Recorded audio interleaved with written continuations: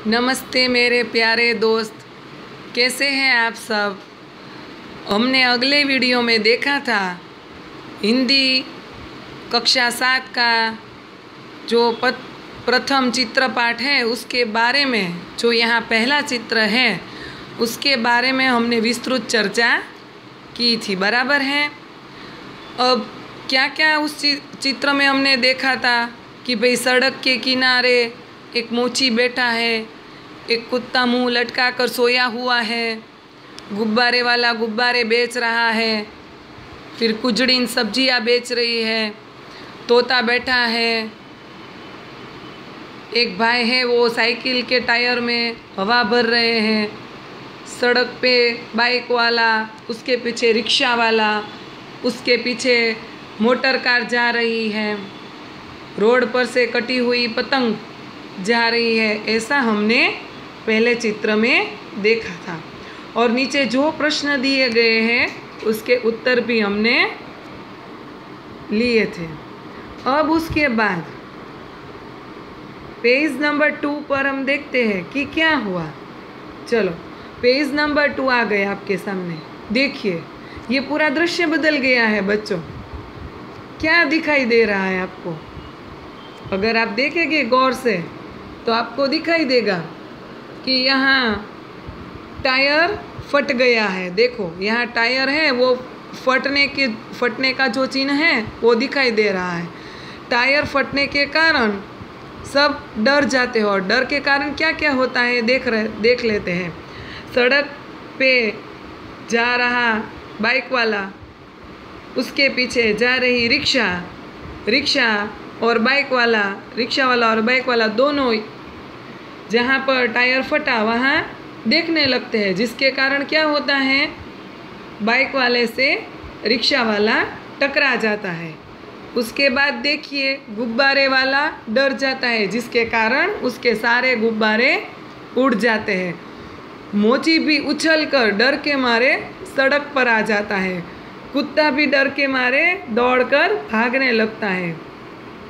सब्जी वाली की सारी सब्जियां गिर जाती हैं, और तोता भी बड़ी आवाज़ के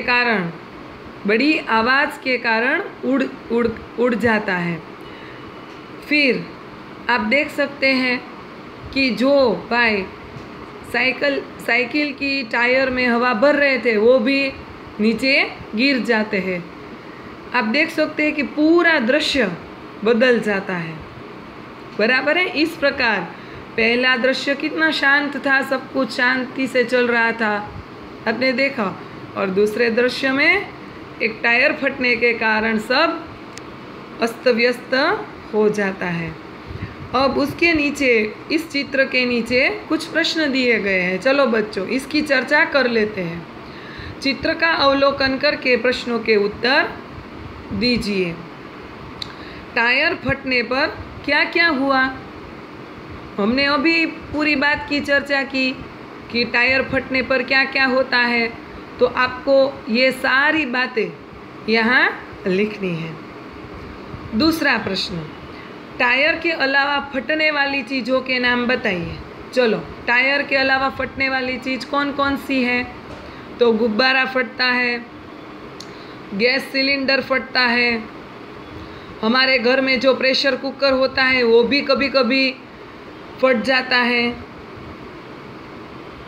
इस प्रकार फटने वाली चीज़ों के नाम आपको लिखने हैं। रिक्शे वाला बाइक वाले से क्यों टकराया? तो रिक्शे वाला जिस ओर, उसका उत्तर ये होगा, रिक्शे वाला जिस ओर टायर फटा उस ओर देखने लगा, जिसके कारण वह बाइक वाले से टकरा गया। चौथा प्रश्न, टायर फटने का प्रभाव किन किन पर नहीं पड़ा? तो टायर फटने का प्रभाव सामने जो बरामदे में लोग खड़े थे, बरामदा मानी बालकनी, बरामदा माने बालकनी, तो बरामदे में जो लोग खड़े थे उन पर टायर फटने का प्रभाव नहीं पड़ा। पांचवा प्रश्न, मोची क्यों रास्ते पर आ गया? घबराहट के कारण धड़ाम आवाज़ के कारण, डर के कारण मोची सड़क पर, रास्ते पर आ गया। इसका उत्तर ये होगा। बराबर है। इस प्रकार आपको ये दूसरा जो प्रश्न है, चित्र का अवलोकन करके प्रश्नों के उत्तर दीजिए, ये आपको अपनी पाकी नोट में लिखने हैं। तीसरा प्रश्न है, टायर फटा घटना के संदर्भ में आपने चर्चा की। आप भी ऐसी किसी आंखों देखी घटना के बारे में बताइए। अगर आप इतने बड़े हुए, उसमें आपने कभी ऐसी कोई घटना देखी हो, बराबर, तो आपको उसका वर्णन अपनी नोट में लिखना है। 5 से 6 वाक्यों में उसका वर्णन आपको लिखना है। उसके बाद अब शुरू होता है स्वाध्याय। स्वाध्याय का पहला प्रश्न देखते हैं। चित्र देखकर प्रश्नों के उत्तर लिखिए। रबर से बनी हुई चीज़ों के नाम लिखिए। चलो, पहला प्रश्न है, रबर से बनी हुई चीज़ों के नाम लिखिए। तो बच्चों, रबर से बनी हुई चीज़ों के नाम, प्रश्न पहला है कि रबर से बनी हुई चीज़ों के नाम लिखिए। तो रबर से बनी हुई चीज़ें कौन कौन सी होती है?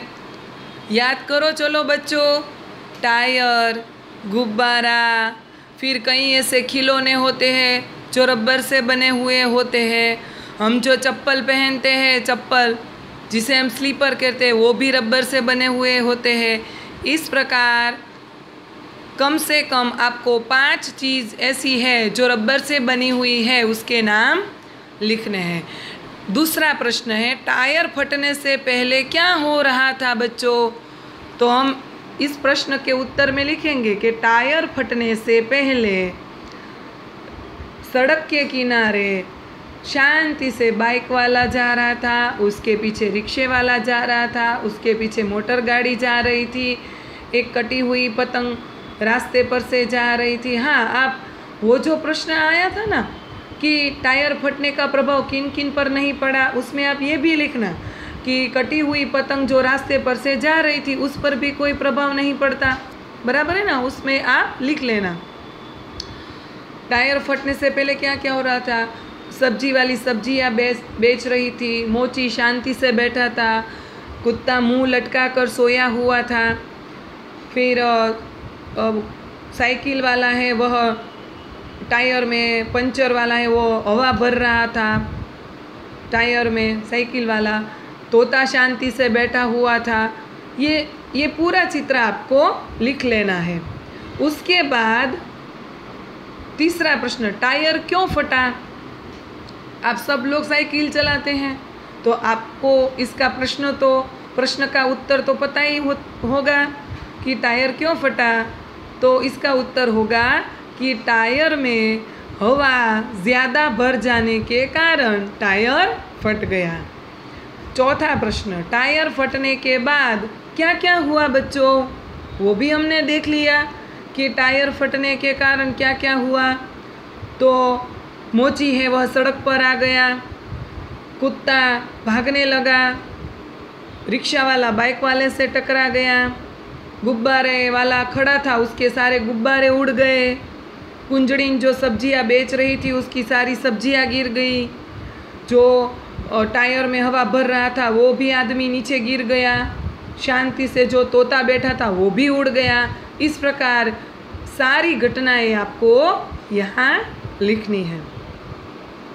तो बच्चों, आपको पता चल गया ना कि हमने इस पाठ में देखा, इस इकाई में, कि पहले चित्र में क्या हो रहा था, उसके बाद हमने देखा कि दूसरे चित्र में क्या हुआ,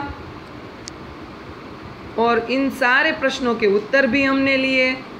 आपको समझ में आ गया ना कि क्या क्या हुआ, पहले चित्र में क्या हो रहा था, दूसरे चित्र में क्या हुआ। बराबर है। अब स्वाध्याय का दूसरा प्रश्न देखिए। निम्नलिखित परिच्छेद को पढ़कर उसका सुलेखन कीजिए। परिच्छेद माने फकरो, અને સુલેખન सुलेखन का अर्थ होगा अच्छे अक्षर निकाल कर फिर से यह परिच्छेद आपको लिखना है अपनी फेयर बुक में हिंदी की। मैं ये पूरा परिच्छेद यहाँ पढ़ती हूँ। चलो। सूर्य अस्त होने से पहले ही वह गुरुजी के घर जा पहुँचा। उसने गुरुजी के चरण छूकर प्रणाम किया। उसके साथियों को जब पता चला कि वह फिर वापस आ गया है तब वे तरह तरह की बातें बनाने लगे। गुरुजी उसे देखते ही बोले, बेटा वरदराज, तुम घर नहीं गए क्या? वह नम्रतापूर्वक बोला, गया था गुरुजी, पर आधे रास्ते से लौट आया। अब मेरी आंखें खुल गई हैं। मैंने निश्चय किया है कि मैं पूरी लगन और परिश्रम से पढ़ूंगा। आज से आपको कभी कुछ कहने का अवसर नहीं दूंगा। इस प्रकार आपको यह पूरा परिच्छेद है वह सुंदर अक्षरों में अपनी फेयर बुक में लिखने हैं। इस प्रकार आपको यहाँ दूसरा प्रश्न सुंदर अक्षरों में लिखना है।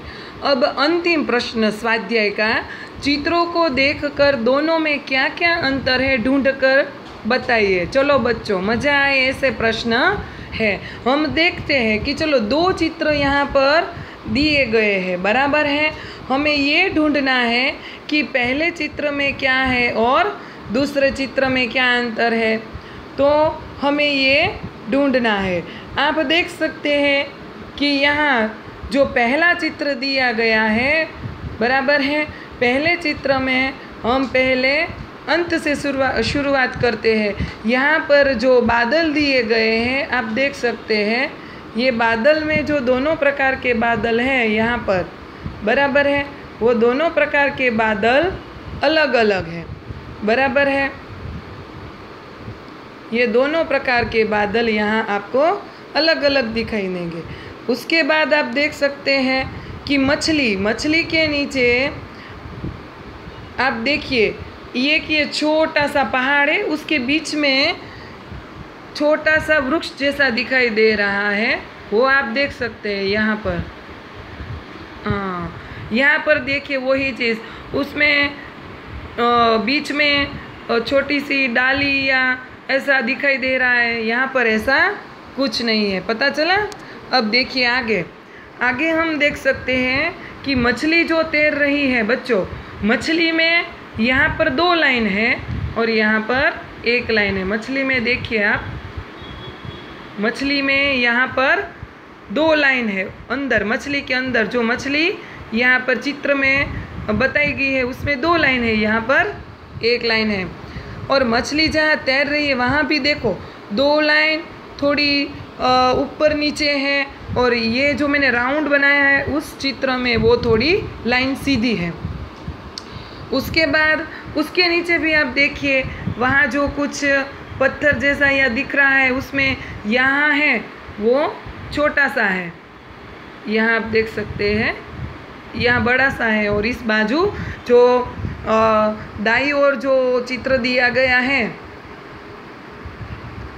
वहाँ थोड़ा छोटा है वो, और यहाँ पर बड़ा है। उसके बाद आप ये फूल देखिए,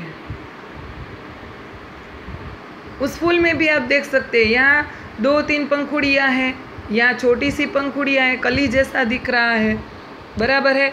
उसके बाद अब ये फूल देखिए, ये फूल भी अलग है यहाँ पर, यहाँ भी आपको अंतर देखने को मिलेगा, बराबर है। उसके बाद आप देखिए बतख की चोंच, जो बतख है, बतख यहाँ पर दिया गया है, उसकी चोंच भी आप देखिए, उसमें भी अंतर है, आपको दिखाई देगा किस प्रकार का अंतर है, बराबर है। उसके बाद आप देख सकते हैं कि सूरज की जो किरणें हैं वो भी बड़ी छोटी है, यहाँ पर जो किरणें हैं वो एक समान हैं, यहाँ लंबी और छोटी इस प्रकार की किरणें दी गई हुई हैं। यहाँ पर आप मछली देखिए तो दोनों मछली एक ही दिशा में जा रही है, और यहाँ पर आप दूसरे चित्र में देख सकते हैं कि एक मछली एक दिशा में जा रही है और दूसरी मछली उसकी विरुद्ध दिशा में जा रही है, बराबर है। उसके बाद आप देख सकते हैं कि यहाँ पर जो पेड़ दिया गया है, लास्ट में अंत में यहाँ पेड़ दिया गया, उसमें भी अंतर है। आप देख सकते हैं कि ये थोड़ा ज़्यादा गाढ़े रंग का है, यहाँ हल्का रंग है। इसमें आप देख सकते हैं कि जो चिड़िया है उसकी पूँछ नहीं है, यहाँ पर चिड़िया की पूँछ दिखाई दे रही है। इसके अलावा भी जहाँ जहाँ आपको अंतर दिखे वो आपको ढूंढने हैं और अपनी पुस्तक में ही वहाँ राउंड करने हैं, बराबर है। समझ में आ गया बच्चों? तो चलो अब नई इकाई के साथ नए वीडियो में मिलेंगे। तब तक आप अपनी फेयर बुक में मैंने जो जो बताया है, इस इकाई के सारे प्रश्न जो आगे पहले चित्र के नीचे दिए गए हैं, दूसरे चित्र के नीचे दिए गए हैं, फिर स्वाध्याय में दिए गए हैं, वो सब प्रश्नों के उत्तर आपको अपनी फेयर बुक में लिखने हैं, बराबर है। समझ में आ गया ना बच्चों? ये सब आपका होमवर्क है। तो चलो बच्चों, दूसरे वीडियो में मिलते हैं दूसरी इकाई के साथ। तब तक के लिए घर में रहिए, सुरक्षित रहिए। Bye bye.